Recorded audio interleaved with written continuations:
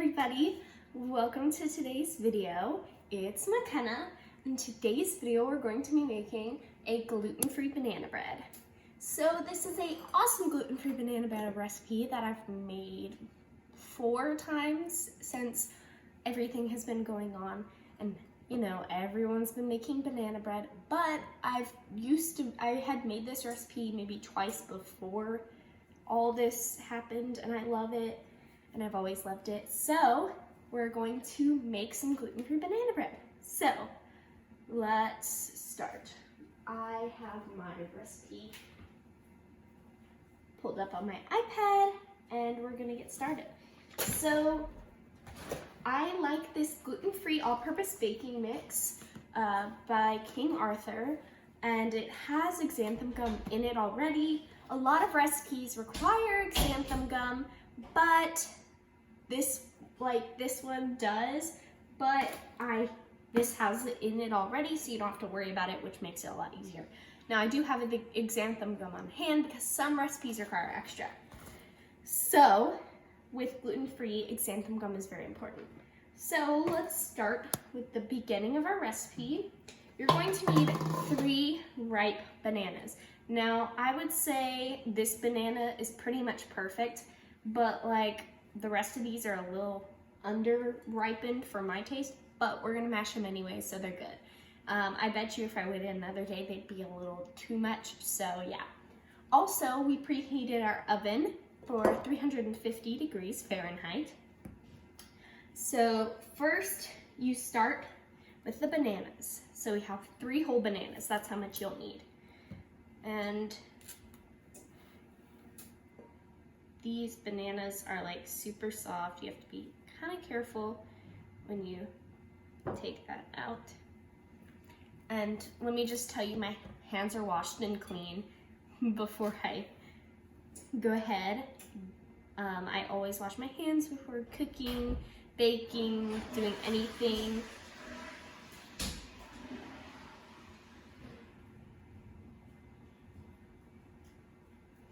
I always wash my hands before cooking, baking, doing anything. And also, let me just tell you that this whole counter space is disinfected. Just in our house, we normally just clean up and keep a very clean kitchen, because keeping your kitchen clean is one of the places that always should be clean. So yeah, because you're cooking and then you're eating the food that you make in that space, so it should be clean at all times. Sorry if you can see the banana peels. I can't really tell if you can or not. So now we have our 3 bananas. So a lot of people would use a stand mixer for this, but I just use a whisk, and you basically just go like in this type of motion, and you can tell if they're ripe enough because you can literally just do it with a whisk. If they're not ripe enough, then you cannot do it with a whisk, and you would need a machine to do it. Some people use a blender to make their like easy banana bread recipes, but let me just say that those methods definitely mush the banana too much. I like it to be just mushed enough, because you don't want to get rid of the good moisture that they have and the natural sweetness. You don't want to ruin it. Did you know the reason banana bread is made with ripened bananas is because it brings out the sweetness the more ripe they are? Okay, so I would say it should be like this, where it's still a little chunky. It's pretty smooth, but there's still some chunks, which I like. So now we're going to take, usually you can use butter. You need a 1/3 cup of melted butter or coconut oil or a vegan butter. I've been using a vegan butter. It's Country Crock vegan butter. It's made with vegetable oil. It's awesome, but we're out of it, and we haven't been leaving the house, so we're going to use coconut oil. I've tried this method also. It works pretty well. I actually try to eat dairy-free as much as I can. Now, do I always do that? Because I love me some Mexican with my cheese, my queso, and my sour cream. I don't always do it.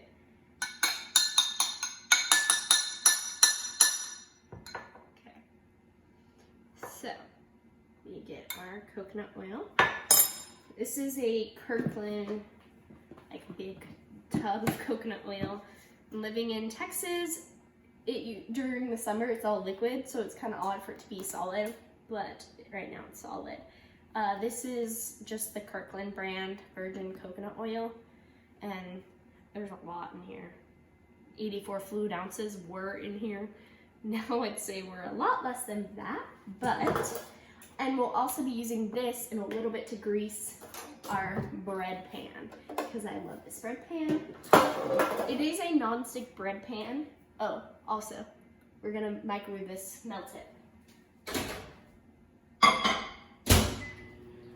While that's going, this bread pan is non-stick, but banana bread is not like typical bread where it's a dough, it's a batter, so it sticks more, it sticks a little more. And I personally like to get mine a little more crispy, so it kind of burns on the edges, especially with a non-stick pan. It doesn't burn, but it crisps. And then it gets all stuck. That's why I use coconut oil to put around the pan. So let's go get our coconut oil.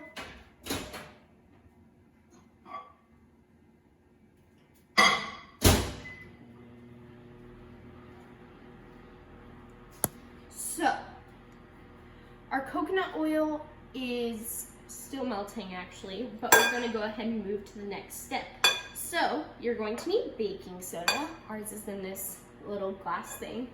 You need a teaspoon of baking soda. Sorry if I keep looking down my recipes over here. You need a teaspoon. This is a half a teaspoon measure. So I'm gonna do 2. So we're gonna mix this in. Okay.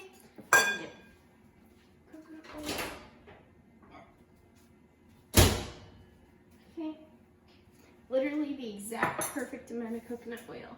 So now we are going to add our sugar and our salt and our eggs to this, and then we'll add our coconut oil. Our salt, we just need a pinch. I just sprinkle a little bit. And the sugar is 3/4 cup. I usually do 2/4 and a half. So a half and half a fourth of a cup. So 1, 2, and then half of that. Okay? Because I don't like my banana bread really sweet. And then you need 2 eggs. Usually we use eggs. Our neighbors down the street have chickens, so they have fresh eggs. But right now we have store-bought. When we do get eggs from the neighbors, you don't need to refrigerate them because they're fresh eggs. The hens have this special coating that they make when they push the eggs out, and it keeps them almost pasteurized, but not really. So they stay good for not forever, but for a long time without being refrigerated. We're gonna go wash our egg hands and we'll be back.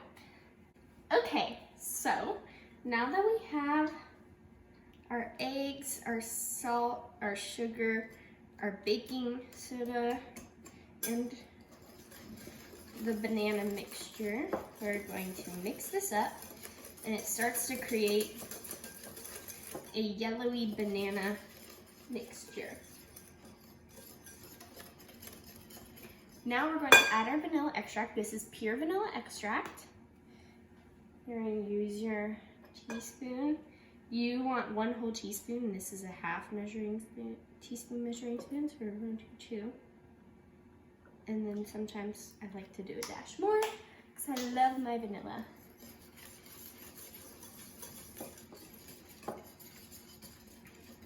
Now we're going to add our coconut oil in. It's cooled almost completely. It's still a slight bit warm, but it's not hot enough where it'll cook the egg. You also want to be careful that you're not splashing.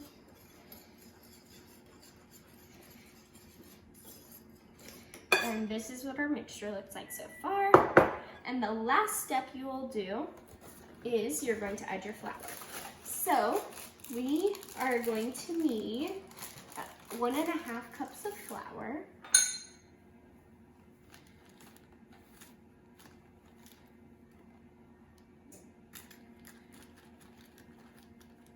That's a 1/2 cup.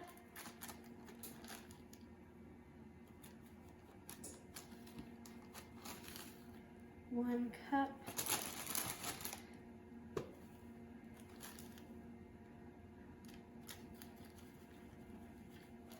And 1.5.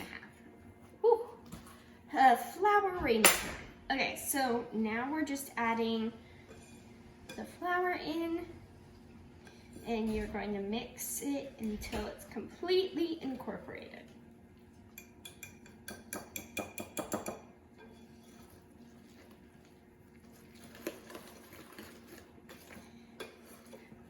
You can always add extras for fun, like chocolate chips, walnuts. I have been adding cacao nibs lately, but we are out at the moment. But, you know what I am going to do, so right behind me, is add a little bit of ground cinnamon. I said a little bit, it's more like a tablespoon, but I just randomly sprinkled. I like this banana bread recipe because it's basic and yummy. You can do it by itself, and you can always add fun add-ins. My favorite combination is walnuts and cacao nibs. Also, you can do cacao nibs by themselves. I've done cacao nibs and dark chocolate. I've done like a bunch. And I want to try white chocolate macadamia banana bread. That's a recipe I've seen out there, but we're just going to do basic with cinnamon this time. So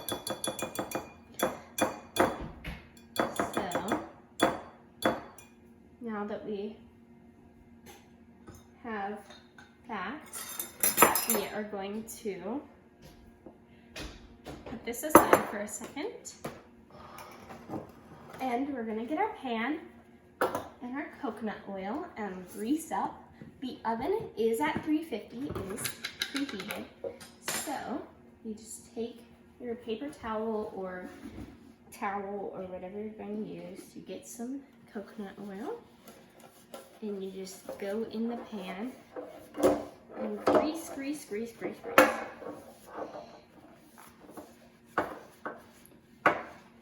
I would say grease every inch of the pan, especially corners, and go all the way up to the top of the sides. Oops. Okay, so now our pan is greased. We can pour the batter in. So we're going to take the batter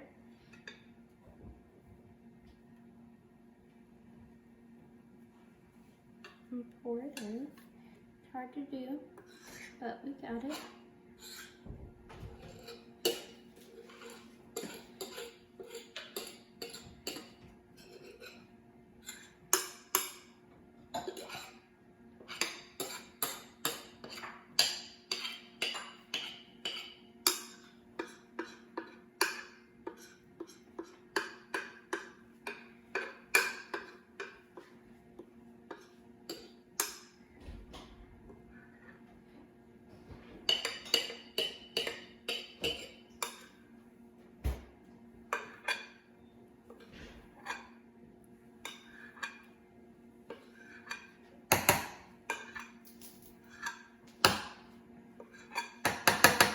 The good thing about this recipe is you can literally do everything in one bowl, but yes, you'll need measuring tools, but you can do it basically in one bowl.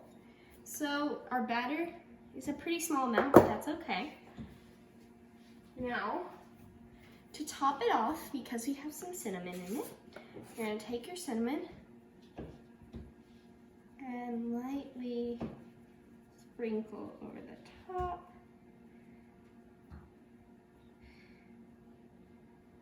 Okay, and now we're gonna pop it into the oven. So let's do that.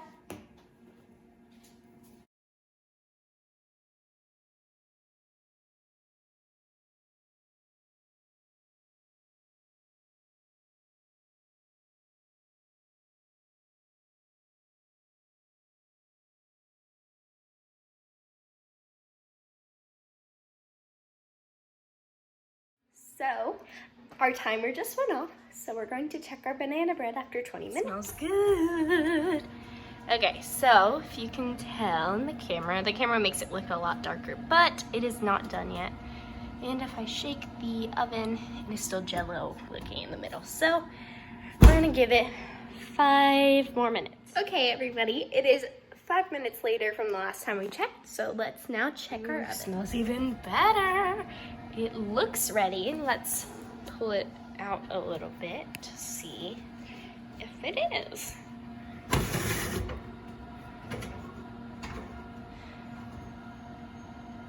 It looks like it needs a little bit longer. So 3 minutes have passed. We're going to check again. Let's see. Pretty sure she's ready. Just take her out, put her on top of the stove so she can get some aeration and cool. And then turn off the oven. And there's our banana bread. So we're gonna let it cool for 30 minutes. And then we'll come back and see what it looks like. So yeah. Okay, everybody. So now our banana bread is fully cooled. We are going to get a handy dandy little platter out. Oop, you guys are escaping me. Get a platter of some sort.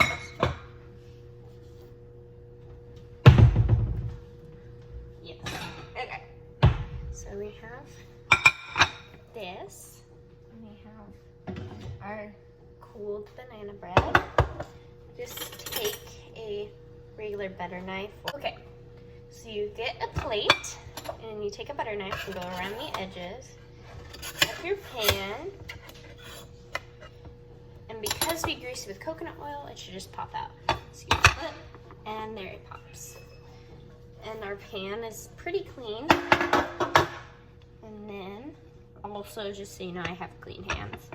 You just flip it over. This plate is slightly small, and that's my dog talking. And then you just slice a piece. And that's what it looks like. Fabulous banana bread. It's super moist and fabulous. Perfect. Don't forget to comment down below what videos you want to see next. Tell me what you thought of this recipe, if you tried it. You can always send me a message on my social media, which is linked down below, of what you thought. And try it out, give this video a thumbs up, and subscribe. Don't forget to click the notification bell. Bye!